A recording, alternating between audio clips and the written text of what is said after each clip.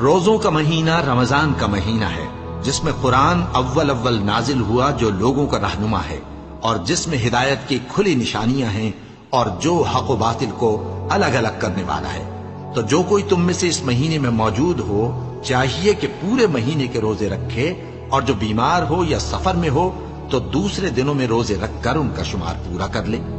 اللہ تمہارے حق میں آسانی چاہتا ہے اور سختی نہیں چاہتا، اور یہ آسانی کا حکم اس لیے دیا گیا ہے کہ تم روزوں کا شمار پورا کر لو، اور اس احسان کے بدلے کہ اللہ نے تم کو ہدایت بخشی ہے، تم اس کو بزرگی سے یاد کرو اور اس کا شکر کرو۔